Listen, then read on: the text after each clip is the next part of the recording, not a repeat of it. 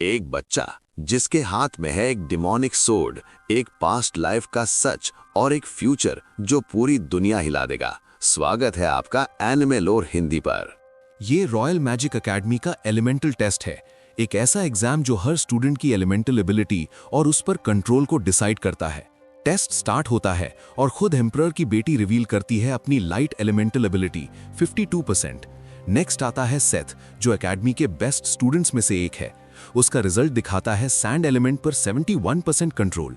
लेकिन जैसे ही सायान की बारी आती है, पूरा हॉल शॉक में फ्रीज हो जाता है। उसके पास है रेयर डार्कनेस एलिमेंट और वो भी एक शॉकिंग 92% के साथ।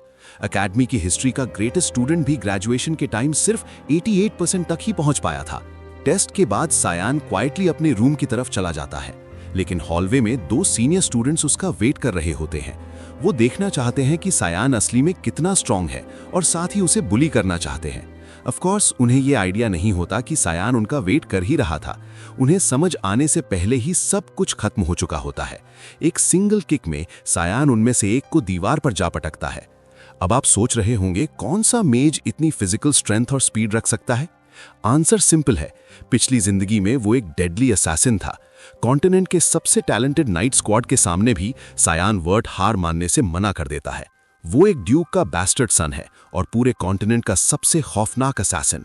जब से उसे याद है, उसके फादर ने उसे हमेशा एक ही काम दिया, अपने लेजिटिमेट भाई को सपोर्ट करना और क्लैन की इज्जत प्रोटेक्ट करना। इसी प्रोसेस में वो एशलवर के पावर में आने का हिडन कैटलिस्ट बन जाता है। हर ऑर्डर बिना सवाल के पूरा करता है, चाहे कितना भी गंदा काम क्यों ना हो। चाहे इंपीरियल सक्सेशन के स्ट्रगल में एशल की मदद हो, डीमन किंग आर्मी के इन्वेजन के टाइम राइवल्स का एलिमिनेशन हो, या पूरे कॉन्टिनेंट को यूनिफाई करने के लिए वॉर। लेकिन सालों की लॉयल्टी के बाद उसे सिर्फ बिट्रेयल मिलता है। उसका अपना भाई उसे सिर्फ एक गंदा असैसिन कहकर बदनाम कर देता है, जो फॉरबिडन मिस्ट पावर्स के साथ छेड़छाड़ करता था। इसी एक्सक्यूज का यूज करके एशल उसे मरवाने की साजिश रच लेता है। इतना सब सैक्रिफाइस करने के बाद ऐसे डिस्कार्ड होना सायान बर्दाश्त नहीं कर पाता। गुस्से में वो अपने भाई पर अटैक करने की कोशिश करता है, लेकिन आखिर में खुद ही मर जाता है। एक चीप गिलगमेश कॉपी के सामने उसके पास कोई चांस नहीं होता। ये एंडिंग उसने कभी इमेजिन नहीं की थी। तब एक मिरेकल होता है। वो अपनी आंखें खोलता है और खुद को पास्ट में वापस पाता है। और सबसे पहला चेहरा जो वो देखता है वो है एमिली, वो मेड जिसे उसने 20 साल से नहीं देखा था। वो रूम को स्कैन करता है। ये डेफिनेटली पास्ट है। उसे ये मोमेंट क्लियरली याद है। ये 27 साल पहले का टाइम है, ईयर 985, एकेडमी ज्वाइन करने से 1 साल पहले। हर साल डची एक ट्रेनिंग डुएल होस्ट करती है और इस साल ड्यूक वर्ट यानी उनके फादर खुद मैच देखने वाले हैं। आज का ओपोनेंट है उसका हाफ ब्रदर क्रैन वर्ट। दोनों सेम एज के हैं, लेकिन क्रैन ड्यूक की वाइफ का बेटा है, इसलिए सारा अटेंशन उसी को मिलता है। सिर्फ इसलिए क्योंकि सायान किसी और औरत से पैदा हुआ था, सब कुछ अलग हो गया। इस डुएल के बाद वो फैमिली का मजाक बन जाता है। इसी मैच के बाद उसके फादर उसे एक्नॉलेज करना भी छोड़ देते हैं। मेड क्वाइटली उससे मना करती है कि पीछे हट जाए वरना चोट लग जाएगी, लेकिन वो उसकी बात इग्नोर करता है और अपना रेपियर निकाल लेता है। वेपन का वेट उसे शॉक कर देता है। उसकी स्ट्रेंथ सच में एक बच्चे जैसी ही है। ये कोई ड्रीम नहीं है, कोई इल्यूजन मैजिक नहीं चल रही। वो मान लेता है ये रियल है, वो वापस आ चुका है। क्रैन उसका मजाक उड़ाता है, पूछता है कि अभी तक भागा क्यों नहीं। ड्यूक मैच स्टार्ट करने का सिग्नल देता है। क्रैन तुरंत अटैक करता है, लेकिन सायान उसकी मूवमेंट देख लेता है। अटैक स्लो है, बहुत स्लो। वो आसानी से डॉज करता है। रिस्ट का एक ट्विस्ट और ब्लेड साइड में चली जाती है। एक किक और क्रैन जमीन पर गिर जाता है। ड्यूक माइल्डली एंटरटेन्ड होता है, जबकि मार्गरेट हॉरर में देख रही होती है। एक सिंगल थ्रस्ट से मैच वहीं खत्म हो सकता था, लेकिन सायान रुक जाता है। जीतना काफी नहीं है। पिछली जिंदगी में क्रैन सिर्फ मजाक के लिए उसे सफर कराता था।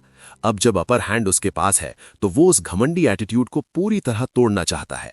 इस नई जिंदगी में वो किसी का सर्वेंट नहीं बनेगा। वो अपना रास्ता खुद कार्व करेगा, अपनी शर्तों पर। वो बार बार क्रैन के फेस पर किक करता है जब तक वो बेहोश ना हो जाए। नॉकआउट के थ्रू वो मैच जीत जाता है।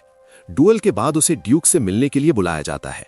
एक हाई रैंकिंग नाइट उसे कॉरिडोर्स से ले जाता है।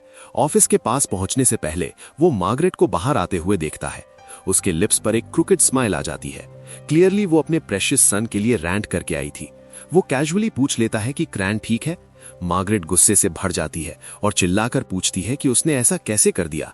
वो उसे हवा की तरह इग्नोर करके आगे बढ़ जाता है। कहता है, डुएल्स ऐसे ही होते हैं, लेकिन मार्गरेट चुप रहने वाली नहीं होती। सबके सुनने लायक बोलती है कि इसी वजह से इललेजिटिमेट ब्रैट्स को रियल एयर्स जैसे ट्रीट नहीं करना चाहिए। फिर वो उसकी माँ को इंसल्ट करती है, कहती है कि सायान को गलियों में भीख मांगनी चाहिए थी। ये बातें सायान के अंदर उतर जाती हैं। उसका जॉ टाइट हो जाता है। उसका गुस्सा शांत है लेकिन बहुत खतरनाक। एक सेकंड के लिए वो उसे मारने का सोचता है, लेकिन फिर एक बेटर प्लान चूज करता है, उसे धीरे धीरे तोड़ना। सायान उसे बताता है कि वो क्रैन के साथ एकेडमी ज्वाइन करेगा। मार्गरेट कंफ्यूज हो जाती है। तब सायान क्लियरली कहता है वो नहीं चाहेगी कि उसका बेटा ग्रेजुएशन के टाइम बिना हाथ पैर के हो। अब उसका फोकस सायान पर होना चाहिए। मार्गरेट आगे बढ़ने की कोशिश करती है, लेकिन नाइट उसे रोक लेता है। मीटिंग अर्जेंट है, टाइम वेस्ट नहीं हो सकता। सायान एक लास्ट स्मर्क देता है और ड्यूक के चेंबर की तरफ चला जाता है। ऑफिस में जाकर वो फॉर्मल ग्रीटिंग देता है। मेमोरीज फ्लैश होती हैं, उसके फादर का चेहरा, और उन दोनों की 15 साल बाद फेस टू फेस मुलाकात होती है। मांगा एनिमे एक्सप्लेनेशन। ड्यूक विलियू वर्टीज विलास का एक बहुत ही पावरफुल फ्यूडल लॉर्ड है, जिसे कई अलग अलग टाइटल से जाना जाता है। वो कॉन्टिनेंट का शील्ड कहलाता था। वो हीरो जिसने अपनी ओवरवेलमिंग मैजिकल पावर के दम पर सालों तक डीमन ऑनस्लॉट को रोके रखा। डीमन रेड के दौरान उसने ये बर्डन अपनी आखिरी सांस तक उठाया। उसकी जिंदगी का एक ही सपना था, पूरे कॉन्टिनेंट में शांति। लेकिन सियान उसे अलग नजर से देखता है। उसके लिए जो आदमी पूरी जिंदगी सिर्फ ड्यूटी का सर्वेंट बनकर जीता है, जबकि उसके पास चॉइस थी, वो सिर्फ एक फूल है। ड्यूक फॉर्मल ग्रीटिंग स्किप करता है और सीधा पॉइंट पर आ जाता है। वो कहता है कि जैसे ही क्रैन ने चार्ज किया, सियान ने तुरंत स्वॉर्ड की ट्रेजेक्टरी लॉक कर ली और डॉज कर लिया। फिर वो पूछता है, तुम्हें इतनी अच्छी स्वॉर्ड हैंडलिंग कब से आती है? सियान जवाब देता है कि वो हर रात चुपचाप खुद ट्रेनिंग करता था। ड्यूक क्लियरली उस पर डाउट करता है और कहता है कि उसने कभी भी स्वॉर्ड्समैनशिप में इंटरेस्ट नहीं दिखाया, फिर इतनी स्किल छुपाने की वजह क्या थी? सियान कहता है कि वो अटेंशन अट्रैक्ट नहीं करना चाहता था। ड्यूक को ये अजीब लगता है कि उसने क्रैन के अगेंस्ट बिल्कुल भी होल्ड बैक नहीं किया। वो पूछता है, क्या इतनी एग्रेशन सच में जरूरी थी? सियान कामली कहता है कि उसे कुछ प्रूव करना था कि वो क्रैन से बेटर है। सेम ब्लड लाइन होने के बावजूद ड्यूक के चेहरे पर एक बड़ी सी स्माइल आ जाती है। वो इंट्रीग्ड और एक्साइटेड हो जाता है जो उसने अभी सुना। सियान उसकी एक्सपेक्टेशन से भी आगे निकल चुका होता है। ड्यूक कहता है कि फ्यूचर में वो एशल के लिए एक पावरफुल और डिपेंडेबल एलाय बन सकता है। जैसे ही सियान एशल का नाम सुनता है, वो फ्रीज हो जाता है। अब जब वो एशल की असली रियलिटी जानता है, उसका सपोर्ट करना बिल्कुल एब्सर्ड लगता है। जैसे हमेशा होता आया है, ड्यूक की ऑब्सेशन एशल के लिए बिल्कुल नहीं बदली। वो अपने बेटे के हाथ पकड़ लेता है और कहता है कि रिवॉर्ड के तौर पर वो जो मांगेगा वो मिलेगा। यही मौका सियान यूज करता है एशल के बनाए हुए सब कुछ को तोड़ने का पहला वार करने का। वो रिक्वेस्ट करता है कि उसे बैटल फ्रंट पर भेज दिया जाए। अपने रूम में वापस आकर मेड ये सुनकर ऑलमोस्ट शॉक में आ जाती है। वो उसे पागल कहती है जो डीमंस और खतरनाक मॉन्स्टर से भरी जगह पर जाना चाहता है। वेलेस ड्यूटी चीफ एम्पायर का वेस्टर्न टेरिटरी है, एक लौता रीजन जो असली बैटल फ्रंट माना जाता है। यहां तक कि लेमिया वैली को भी फ्रंटलाइन कहा जाता है। ये एक ब्रूटल वॉर जोन है जो सदियों से डीमंस के खिलाफ लड़ रहा है। इसी वजह से उसके फादर एक कंडीशन रखते हैं। उसके पास 1 महीना है खुद को इतना स्ट्रांग बनाने का कि वो लामिया वैली जाने लायक हो सके। सियान को नहीं पता कि उसे एग्जैक्टली कितना स्ट्रांग बनना होगा, लेकिन एक बात क्लियर है, उसे अपनी फिजिकल कैपेबिलिटीज मैक्सिमम तक पुश करनी होंगी। इस वक्त वो अपनी एज के ज्यादातर बच्चों से कमजोर है, लेकिन उसके पास एक चीज है, पिछली जिंदगी से आई हुई कॉम्बैट इंट्यूशन, और उसके अंदर मैजिक का एक हल्का सा ट्रेस भी है। अगर वो अपना बॉडी बिल्ड कर ले तो शायद वो मैजिक का यूज कर सके। इसलिए ट्रेनिंग अभी स्टार्ट होती है। अचानक एलिस रूम में घुस आती है। उसकी आवाज में गुस्सा भरा होता है। उसे ऑलरेडी पता चल चुका होता है सियान के बैटल फ्रंट जाने के प्लान के बारे में। वो उस पर चिल्ला पड़ती है, कहती है कि क्रैन के अगेंस्ट जीत उसके दिमाग पर चढ़ गई है। फिर वो कहती है कि रूफ टॉप पर मिलो, वो उसे टेस्ट करना चाहती है। अगर सियान 3 मिनट्स तक उसके सामने टिक जाता है तो वो उसे जाने से नहीं रोकेगी। सियान उसे शांत करने की कोशिश करता है, कहता है कि इस बात पर लड़ने की कोई जरूरत नहीं है, लेकिन एलिस उसे कोल्डली शट डाउन कर देती है और पूछती है, तुम मेरी फैमिली लेगेसी के पीछे भाग रहे हो ना? तब सियान को सब समझ आ जाता है। वो समझ जाता है कि एलिस इतनी एग्रेसिव क्यों है, लेकिन उसे उसके फैमिली नेम से कोई लेना देना नहीं। क्रैन के साथ डुएल हुए अभी 1 दिन भी पूरा नहीं हुआ है, इसलिए उसका बॉडी अभी भी एग्जॉस्टेड है। लेकिन एलिस बिल्कुल भी होल्ड बैक नहीं करती। वो अपनी ब्रॉड स्वॉर्ड के साथ फुल फोर्स में अटैक करती है। सियान जस्ट टाइम पर रिएक्ट करता है और किसी तरह स्ट्राइक ब्लॉक कर लेता है। एलिस पीछे हट जाती है, शॉक में। एक 10 साल का लड़का रैपियर के साथ उसकी ग्रेट स्वॉर्ड को रोक गया। वो इसे सिर्फ लक मानकर इग्नोर कर देती है और फास्ट अटैक्स की बारिश कर देती है। सियान मुश्किल से सर्वाइव करता है, कुछ हिट्स भी खाता है, लेकिन फिर वो उसकी डिफेंस में एक वीकनेस देख लेता है। वो पैरी करता है, अंदर घुसता है और काउंटर अटैक करता है, सीधा उसकी गर्दन की तरफ। एलिस डॉज नहीं कर पाती, लेकिन लास्ट सेकंड पर सियान अपनी ब्लेड ट्विस्ट कर देता है और उसे बचने का मौका दे देता है। अगर वो ऐसा ना करता तो एलिस वहीं मर जाती। मिस्ड स्वॉर्ड टेक्निक रहम के लिए बनी ही नहीं थी। इसके ज्यादातर फॉग बेस्ड फॉर्म सिर्फ किलिंग के लिए होते हैं। होल्ड बैक करना बहुत मुश्किल होता है, खासकर जब फिजिकल स्ट्रेंथ कम हो। और अब सियान कंप्लीटली बर्नआउट होने लगता है। बॉडी जो नहीं संभाल पा रही, उसके लिए वो मैना फोर्स कर रहा है अपनी स्वॉर्ड के थ्रू, और अब वो बिल्कुल लिमिट पर पहुंच चुका है। एलिस चांटिंग के बीच में होती है, अपनी ब्लेड में अर्थ और विंड मैजिक फ्यूज करते हुए। सियान स्टांस ले लेता है। उसके चेहरे पर डिटर्मिनेशन देखकर यह क्लियर है कि वो ऑल इन जा रही है। सियान ब्रेस करता है, जानता है कि अगर वो हिट ब्लॉक करने गया तो सीधा कासल के बाहर जा गिरेगा। वो चार्ज करता है, सिर्फ एड्रेनलिन और ब्लाइंड फेथ के भरोसे, उम्मीद करता हुआ कि शायद बीच फाइट में उसका मैजिक अवेकन हो जाए। लेकिन उनकी ब्लेड्स टकराने से पहले ही नाइट उलन बीच में आ जाता है और दोनों को रोक लेता है। वो एलिस को डांटता है कि इतने छोटे बच्चे पर इतना ज्यादा जाना गलत है। रियलिटी तुरंत हिट करती है। एलिस ब्लिंक करती है और फिर अचानक सियान को हक कर लेती है।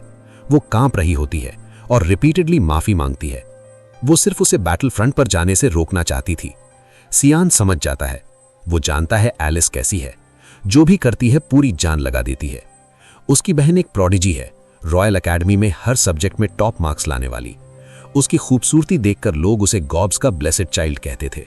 वो एक बार एशल के साथ ब्लो फॉर ब्लो लड़ चुकी थी कॉन्टिनेंट के गार्डियन टाइटल के लिए, लेकिन फिर सब कुछ टूट गया। वो नाइट्स ऑफ लाइट ज्वाइन करती है और वहीं मार दी जाती है।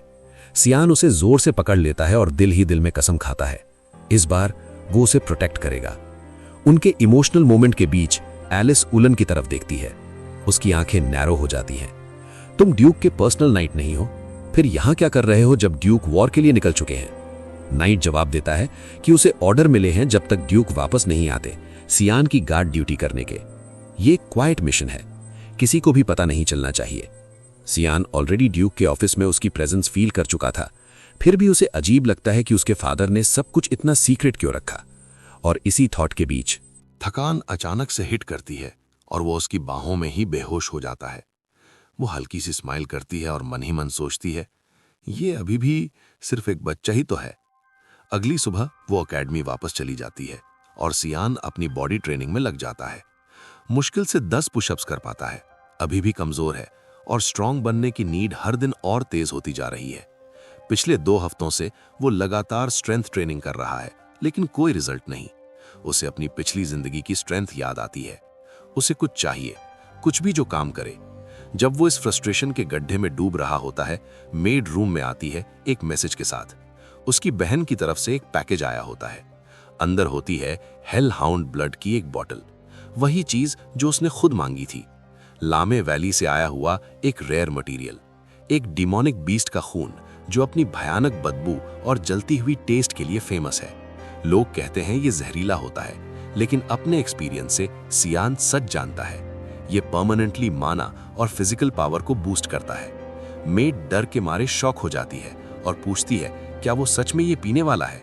सियान शोल्डर्स श्रग करता है और कहता है तुम्हारे खाने के बाद सरवाइव कर लिया तो ये तो चाय जैसा है, और पूरी बॉटल एक ही बार में पी जाता है। तेज गर्मी और पावर का रश उसके पूरे सिस्टम में फैल जाता है।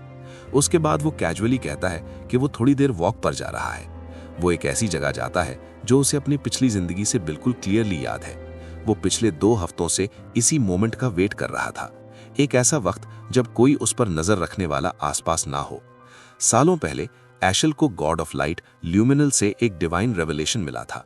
उस प्रोफेसी में पहाड़ों में छिपा हुआ एक एंशिएंट टेंपल बताया गया था। उस वक्त किसी ने बिलीव नहीं किया था, लेकिन बाद में वो जगह सच निकली, एक ऐसा जोन जहां माना हेवी कॉन्सेंट्रेशन में जमा होता है। इस टाइमलाइन में वो प्रोफेसी अभी हुई ही नहीं है। इसका मतलब सिर्फ सियान जानता है कि ये जगह एग्जिस्ट करती है। वो जमीन के पास झुकता है, हाथ से महसूस करता हुआ माना के थिक होने वाले पॉइंट को ढूंढता है। फिर अपनी मैजिक चैनल करता है और टेम्पल का एंट्रेंस धीरे धीरे खुलना शुरू हो जाता है। वो टेम्पल के अंदर कदम रखता है और तुरंत महसूस करता है कुछ गलत है। ये जगह बिल्कुल वैसी नहीं लग रही जैसे पहले थी। ये कभी गॉड ऑफ लाइट ल्यूमिनल को समर्पित एक पवित्र श्राइन हुआ करता था, लेकिन डेमन गॉड वॉर के दौरान जो 300 साल पहले हुई थी, इसकी हिस्ट्री मिटा दी गई। वो रुइंस के अंदर और आगे बढ़ता है। उसकी नज़र एक ग्लोइंग सॉर्ड पर टिक जाती है जो टेम्पल के कोर में धड़क रही होती है। 999 BF में फाउंडेशन से पहले इंसानियत ने आखिरकार डेमन किंग की फोर्सेस को वेलिस से भगा दिया था। डेमन्स की पावर इंसानों से काफ़ी ज़्यादा थी, लेकिन इंसानों को बचाव मिला गॉड्स वेपनरी के रूप में, एंशिएंट रेलिक्स जो पूरी बैटल का रुख बदल देते थे। उन्हीं में से एक थी डुरन डार्क, एक सेक्रेड ब्लेड जिसे खुद ल्यूमिनल ने ब्लेस किया था। इसी सॉर्ड को उस वॉर की जीत का मेन रीजन माना जाता है और फ्यूचर में यही वेपन उसकी मौत का कारण भी बनने वाली है जब ये सॉर्ड वर्ट एशल के हाथ में होती है। सियान अपना हाथ उस पर रखता है। जैसे एक्सपेक्टेड था, सॉर्ड बिल्कुल रिएक्ट नहीं करती। वो बिना सरप्राइज हुए वहां से आगे बढ़ जाता है। एक पुरानी लेजेंड है, सॉर्ड की रोशनी से आगे बढ़ने पर एक अजीब सा शैडो दिखता है। पहली नजर में लगता है जैसे सॉर्ड की परछाई हो, लेकिन वो परछाई नहीं होती। जहां रोशनी होती है वहां अंधेरा भी होता है, और ये अंधेरा असल में एक छिपा हुआ पैसेज होता है जो ऑल्टर के आगे से छिपा होता है, जो एक सीक्रेट चेंबर तक जाता है।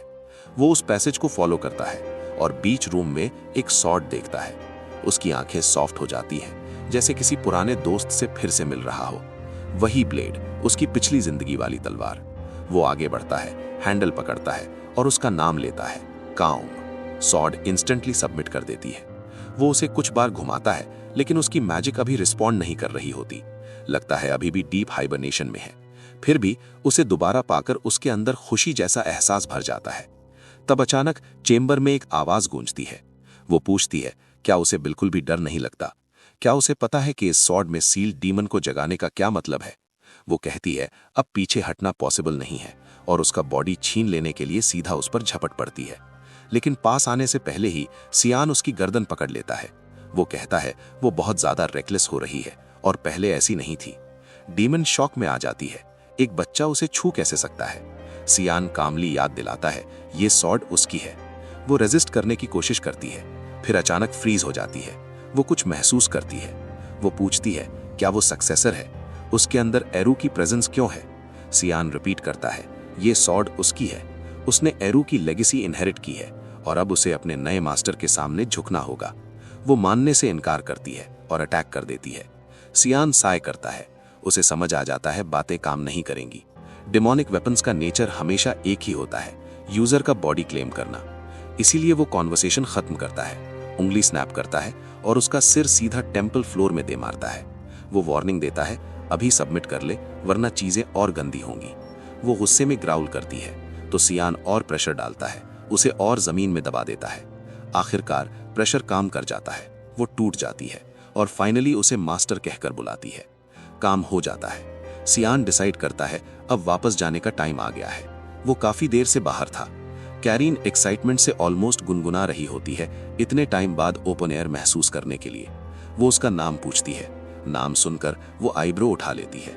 इतने सारे लोगों में से एरू ने ऐसे बच्चे को क्यों चुना जिसका नाम उसने कभी सुना नहीं था? सियान जवाब देता है उसे पिछली जिंदगी में चुना गया था। वो पहले ही एक बार मर चुका है। चलते हुए वो ड्यूरेंट डार्क के पास से गुजरता है और उसे देखता रहता है। वो कहता है उसे थोड़ा और वेट करना पड़ेगा। उसका असली ओनर अभी 2 दशक बाद आएगा। कैरीन अभी भी कन्विंस्ड नहीं होती रीइंकार्नेशन वाली बात से, तो सियान ड्यूरेंट डार्क का हिल्ट तोड़ देता है। वो शॉक में पूछती है ये क्या कर रहा है? सियान कहता है फ्यूचर को और इंटरेस्टिंग बनाना। जब कार्ट अपनी डेस्टिनेशन पर पहुंचता है, हमारा एमसी फाइनली नीचे उतरता है। वो अभी भी बिलीव नहीं कर पाता कि ये मोमेंट सच में आ चुका है। ड्यूक पहले से ही वहां खड़ा था अपने नाइट्स के साथ। उसका फादर पास आता है और सीधा पूछता है क्या तुम सच में बैटल फ्रंट जाने का डिसीजन ले चुके हो? अगर अभी भी वापस मुड़ना चाहो मैं तुम्हें नहीं रोकूंगा। सियान बिना हिचकिचाए स्ट्रॉन्ग नॉड करता है। वो कहता है कि उसे अपने चुने हुए रास्ते पर पूरा भरोसा है। ड्यूक इल्किन की तरफ मुड़ता है और उसे स्क्रोल एक्टिवेट करने का ऑर्डर देता है। नाइट स्क्रोल को हवा में उछालता है, मैजिक फ्लेयर होती है और समन लाइट से एक हेल हाउंड निकल आता है। ये उसका ट्रायल है। एक टेस्ट जो उसकी वर्थ जज करेगा। ये क्रीचर्स लैमा वैली से आने वाले लो टियर डीमोनिक बीस्ट्स होते हैं। सियान तुरंत स्टांस ले लेता है। उसकी आंखें दुश्मन पर लॉक हो जाती हैं। दूर से उसका फादर याद दिलाता है उसके एक्शंस का वेट होता है।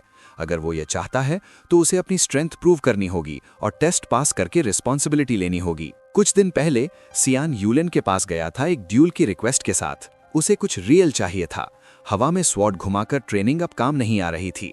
वो जानना चाहता था कि एक असली फाइट कैसा फील होता है। नाइट ने कहा कि उसे अपनी एज के बच्चों के साथ स्पार करना चाहिए, जैसे क्रैन। लेकिन जब भी वो आता, क्रैन भाग जाता। फिर भी यूलेन फुल्ली कन्विंस्ड नहीं था। उसके डाउट्स थे, लेकिन आखिरकार वो मान गया, एक कंडीशन पर।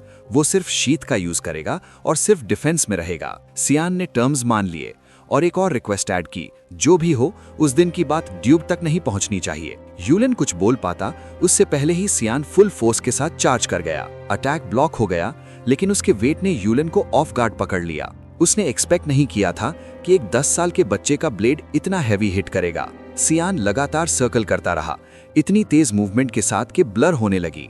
यूलेन सिर्फ उसे ट्रैक करने में ही स्ट्रगल कर रहा था। फिर पीछे से एक हाई स्लैश आया। नाइट ने पैरी किया, लेकिन सांस लेने का भी टाइम नहीं मिला। एक के बाद एक स्ट्राइक्स बारिश की तरह गिरने लगे। हर हिट फुल एफर्ट के साथ आ रही थी। यूलेन मुश्किल से सब ब्लॉक कर पाया। आखिरकार सियान रुक जाता है। जैसे एक्सपेक्टेड था, वो अभी जीतने के लिए रेडी नहीं था। फिर भी वो यूलेन को फाइट के लिए थैंक यू करता है और वहां से चला जाता है। नाइट वहीं खड़ा रह जाता है शॉक में। वो फ्रेजाइल सा नोबल लड़का जिसे वो जानता था, बहुत तेज बदल चुका था। इसलिए अब जब वो हेल हाउंड के सामने खड़ा है, यूलेन को यकीन है कि ये बीस्ट्स उसके लिए प्रॉब्लम नहीं बनेंगे। हेल हाउंड अटैक करता है। सियान क्लीनली डॉज करता है। चाहे वो कितना भी ग्रो कर चुका हो, ऐसे बीस्ट का सामना करना अभी भी उसकी लिमिट पुश करता है। इसलिए उसे फाइट जल्दी खत्म करनी होती है। अगली बार जब बीस्ट लंच करता है, सियान साइड स्टेप करता है और अपनी ब्लेड सीधा उसके थ्रॉट से होते हुए ब्रेन तक घुसा देता है। हेल हाउंड तुरंत गिर जाता है। जैसे ही खून बहने लगता है, सियान एक रैंडम थॉट सोचता है, इसका थोड़ा ब्लड बॉटल करना कितना फन होता। लेकिन लोग देख लेते तो पक्का फ्रीक आउट कर जाते। उसका फादर ताली बजाता है, इम्प्रेस्ड। टेस्ट खत्म हो चुका होता है, वो पास हो गया। ड्यूक कहता है कि वो फ्रंट लाइंस पर फिर मिलेंगे। स्वॉर्ड से कारा की आवाज आती है। पूछती है कि उसने उसे यूज क्यों नहीं किया। उसे पूरी तरह जागने के लिए ब्लड चाहिए। सियान उसे रीअश्योर करता है, जल्द ही वो उसे अपनी पूरी मर्जी से यूज करेगा। बैटल फ्रंट पर एक मैसिव ओगर फ्रंट रैंक्स को चीर रहा होता है। ड्यूक तेज आवाज में कमांड देता है, डिफेंस लाइन स्ट्रॉन्ग करो और ओगर को तुरंत एलिमिनेट करो। मैजिकल अटैक्स का बराज उस क्रीचर पर बरसा दिया जाता है। बाइंडिंग स्पेल्स उसके अराउंड टाइट हो जाते हैं। आर्केन चेन्स उसकी मूवमेंट लॉक कर देती हैं। जैसे ही बीस्ट इमोबिलाइज होता है, मेन फोर्स उसे फिनिश करने के लिए चार्ज करती है। दूर से सियान और उसकी मेड क्वाइटली ऑब्जर्व करते हैं। मेड फूट फूट कर रोने लगती है और पूछती है वो ऐसी जगह पर रहने की जिद क्यों करता है। सियान कहता है उसे बिल्कुल भी डर नहीं लग रहा।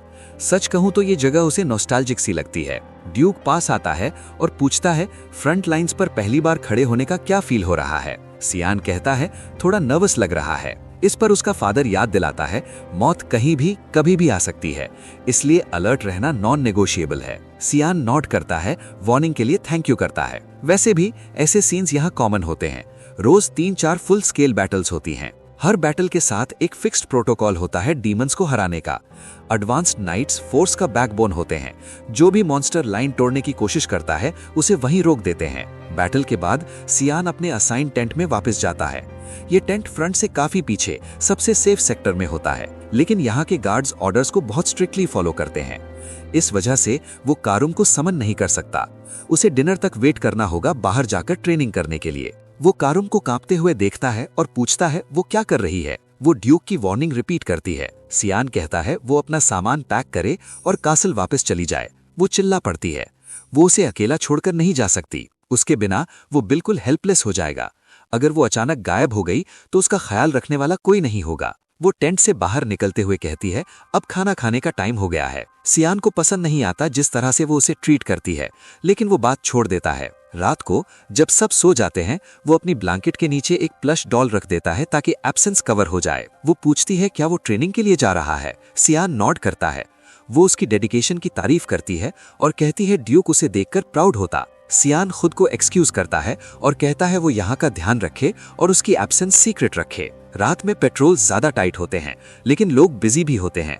यही बेस्ट विंडो है। सियान फॉग मैजिक का क्लोक बना लेता है और अननोटिस निकल जाता है। उसे याद आता है कि ये जगह अभी भी मॉन्स्टर्स से भरी होनी चाहिए, कारुम के लिए परफेक्ट ग्राउंड। कारुम हवा में खून की हैवी स्मेल महसूस करती है और एक्साइटमेंट कंट्रोल नहीं कर पाती। वो उससे रिक्वेस्ट करती है कि उसे बीस्ट्स काटने दे। सियान हाउंड पैक में घुस जाता है, फॉग असॉल्ट के साथ स्वीप करता हुआ बिना रुके सबको चीर देता है। वो मरे हुए हाउंड्स का ब्लड कलेक्ट करता है और उसे पी लेता है। इससे उसकी मैना और बॉडी रिचार्ज होती है और कारुम को भी पावर मिलती है स्ट्रांग होने के लिए। कारुम इम्पेशेंट हो जाती है और पूछती है कितने और बीस्ट्स मारने पड़ेंगे गोल अचीव करने के लिए। सियान कहता है वो पूरी रात यहीं ट्रेन करेंगे, ये एरिया और मॉन्स्टर्स को अट्रैक्ट करता रहेगा। दूसरी तरफ फ्रंट लाइंस के पार नाइट्स का एक ग्रुप माउंटेन पाथ से एक रॉयल कॉन्वॉय एस्कॉर्ट कर रहा होता है। काट के अंदर बैठी मेड एक यंग गर्ल से कहती है बैटलफील्ड पर जाना बहुत डेंजरस है और वापस मुड़ना सेफर रहेगा। लड़की अपनी ग्लूमी लुक और स्मग टोन में वार्निंग देती है, बच्ची की तरह ट्रीट मत करो वरना मुझे गुस्सा आ जाएगा। वो सपोजिडली एम्पायर की नेक्स्ट एयर है। मेड तुरंत माफी मांगती है ओवरस्टेप करने की। थकान अचानक से ट्रक की तरह हिट करती है और वो उसकी बाहों में ही बेहोश हो जाता है। वो हल्की सी मुस्कान के साथ सोचती है ये अभी भी बस एक बच्चा ही तो है। अगली सुबह वो एकेडमी वापस चली जाती है और वो अपने बॉडी ट्रेनिंग में लग जाता है। वो मुश्किल से 10 पुशअप्स भी नहीं लगा पाता। अभी भी कमजोर है और स्ट्रॉन्ग बनने की जरूरत हर दिन और ज्यादा तेज हो रही है। पिछले 2 हफ्तों से वो सिर्फ स्ट्रेंथ ट्रेनिंग में लगा हुआ है, लेकिन कोई रिजल्ट नहीं। उसे अपनी पुरानी स्ट्रेंथ याद आती है। उसे कुछ चाहिए, कुछ भी जो काम करे। जब वो इसी सोच में डूब रहा होता है, तब मेड अंदर आती है एक मैसेज के साथ। उसकी बहन की तरफ से एक पैकेज आया होता है। अंदर होती है हेल हाउंड के ब्लड की बॉटल, वही चीज जो उसने खुद मंगा था। लामिया वैली का एक रेयर मटेरियल, एक डिमोनिक बीस्ट का खून जो अपनी गंदी स्मेल और जलती हुई टेस्ट के लिए मशहूर है। लोग कहते हैं ये जहरीला होता है, लेकिन एक्सपीरियंस से वो जानता है कि सच कुछ और ही है। ये परमानेंटली माना और फिजिकल पावर को बूस्ट करता है। मेड डर जाती है और पूछती है क्या वो सच में ये पीने वाला है। वो कंधे उचकाकर कहता है इसके खाने के बाद ये तो चाय जैसा ही है, और पूरी बॉटल एक ही बार में पी जाता है। गर्मी और पावर का रश उसके पूरे बॉडी में फैल जाता है। फिर वो कहता है कि वो थोड़ा वॉक के लिए जा रहा है। वो उस जगह जाता है जो उसे अपनी पिछली जिंदगी से अच्छी तरह याद है। वो 2 हफ्तों से इसी मोमेंट का वेट कर रहा था जब आय आसपास ना हो रिपोर्ट करने के लिए। कई साल पहले एशल को लुमिनल लाइट के गॉड से एक डिवाइन रेवलेशन मिला था। उसमें एक एंशिएंट टेम्पल का जिक्र था जो पहाड़ों में छिपा हुआ है। उस वक्त उसने भरोसा नहीं किया था, लेकिन बाद में वो जगह सच निकली। एक ऐसी जगह जहां माना बहुत ज्यादा कंसंट्रेशन में जमा होता है। इस टाइमलाइन में वो प्रोफेसी अभी हुई ही नहीं है। सिर्फ वही जानता है कि ये जगह एग्जिस्ट करती है। वो झुककर जमीन को महसूस करता है जहां माना घना होता जा रहा होता है। फिर वो अपना मैजिक चैनल करता है और टेम्पल का एंट्रेंस धीरे धीरे खुलने लगता है। वो टेम्पल के अंदर कदम रखता है और तुरंत महसूस करता है कि कुछ गड़बड़ है। ये जगह बिल्कुल वैसी नहीं लग रही जैसे पहले थी। ये कभी लुमिनल को समर्पित एक श्राइन हुआ करता था, लेकिन डीमन गॉड वॉर के दौरान इसका पूरा इतिहास मिटा दिया गया था 300 साल पहले। वो रूइंस के अंदर और गहरा जाता है और उसकी नजर एक चमकती हुई रोशनी पर टिक जाती है। एक तलवार, टेम्पल का कोर। 999 बीएफ में फाउंडेशन के पहले इंसानियत ने आखिरकार डीमन किंग की आर्मी को वेलिस से भगा दिया था। डीमंस की पावर इंसानों से काफी ज्यादा थी, लेकिन इंसानों को बचाव मिला एंशिएंट रेलिक्स से, जिन्हें गॉड्स वेपनरी कहा जाता था। इनमें से एक थी ड्यूरन डार्क, एक सेक्रेड ब्लेड जो खुद लुमिनल ने ब्लेस की थी। इसी तलवार को इस जंग जीतने का सबसे बड़ा रीजन माना गया, और फ्यूचर में यही तलवार उसकी मौत का भी सबब बनेगी। जब वर्ट एशल इसका हैंडल पकड़ता है तो जैसे एक्सपेक्टेड था कोई रिएक्शन नहीं होता। वो बिना हैरानी के वापस मुड़ जाता है। एक पुरानी लेजेंड है, तलवार की रोशनी से आगे बढ़ने पर एक अजीब सा शैडो दिखाई देता है। पहली नजर में लगता है जैसे तलवार का शैडो हो, लेकिन असल में ये शैडो नहीं होता। जहां रोशनी होती है वहां अंधेरा भी होता है, और ये अंधेरा एक छिपा हुआ पैसेज होता है। ऑल्टर के पीछे छिपा हुआ एक सीक्रेट चेंबर तक ले जाता हुआ वो अंदर जाता है और बीच में रखी एक और तलवार देखता है। उसकी आंखें नर्म पड़ जाती हैं, जैसे किसी पुराने दोस्त से दोबारा मिल रहा हो। ये वही तलवार है उसकी पिछली जिंदगी वाली। वो आगे बढ़ता है, हैंडल पकड़ता है और उसका नाम लेता है काउम। तलवार तुरंत सबमिट कर जाती है। वो कुछ स्विंग्स लेता है, लेकिन जो मैजिक पहले इसमें था वो अभी रिस्पॉन्ड नहीं कर रहा। ये अभी हाइबरनेशन में है। फिर भी इसे दोबारा पाकर उसे एक अजीब सी खुशी होती है। तब अचानक एक आवाज गूंजती है, पूछती है क्या उसे सच में बिल्कुल डर नहीं लगता। क्या उसे पता है इसका मतलब क्या है, उस डीमन को जगाना जो इस तलवार में सील्ड है। वो कहती है अब पीछे हटने का वक्त नहीं है, और उसका बॉडी छीनने के लिए झगड़ती है। लेकिन वो उसे गले से पकड़ लेता है और कहता है वो बहुत रेकलेस हो रही है। ये पहले वाली कारुम जैसी नहीं है। डीमन हिल जाती है। एक बच्चा उसे कैसे छू सकता है। वो शांत आवाज में याद दिलाता है ये तलवार मेरी है। वो रेजिस्ट करती है, फिर अचानक फ्रीज हो जाती है। वो कुछ महसूस करती है, पूछती है क्या तुम सक्सेसर हो, तुम में एरू की प्रेजेंस क्यों है। वो फिर रिपीट करता है ये तलवार मेरी है, मैंने एरू की लेगेसी इनहेरिट की है, तुम्हें अपने नए मास्टर के सामने झुकना होगा। तो दोस्तों, यहीं तक था आज का एपिसोड। वर्ट ने सिर्फ डीमन ब्लड और तलवार नहीं पाई, बल्कि अपनी ताकत का एक और सच भी जान लिया। लेकिन सवाल यह है, जब उसके फादर को शक हो चुका है और बैटलफील्ड पर कुछ और ही चल रहा है, क्या वर्ट अपना राज छुपा पाएगा? अगर आप चाहते हो इसका नेक्स्ट पार्ट, तो वीडियो को लाइक करो, एनिमे लॉर्ड हिंदी को सब्सक्राइब करो और कमेंट्स में लिखो नेक्स्ट पार्ट। मिलते हैं अगले एपिसोड में एक और डार्क ट्विस्ट के साथ। जय हो एनिमे की।